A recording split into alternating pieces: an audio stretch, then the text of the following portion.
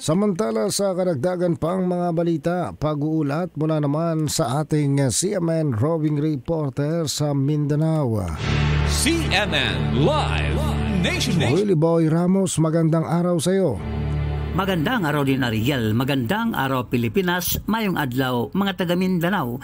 Pabor si Moro Islamic Liberation Front Peace Panel Chair na si Mahathir Iqbal na ituloy ang first BERMM elections sa taon 2025 na ayon sa kanyang pahayag dapat nga lamang na magkaroon ng isang regular na panggobyerno ang Bangsamoro Region na ang magtatalaga mismo ay ang mga taga rehiyon o mga Bangsamoro people sa pamamagitan ng pagpili ng kanilang gustong manunungkulan.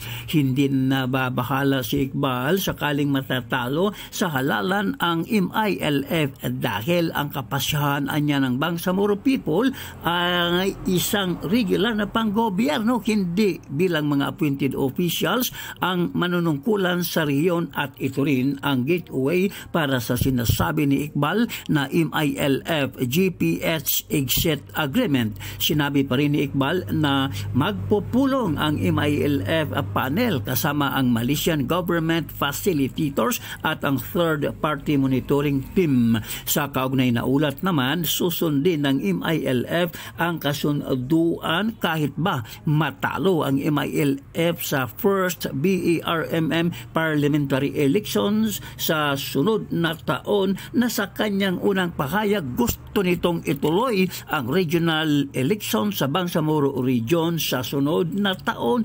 2025. Willie Ramos, CMN roving reporter Mindanao Radyo Kalikasan, Hingoog City Base, nagulat ng live para sa CMN Pilipinas. CMN Live Nationwide. Maraming salamat Willie Boy Ramos, ang ating CMN roving reporter sa Mindanao.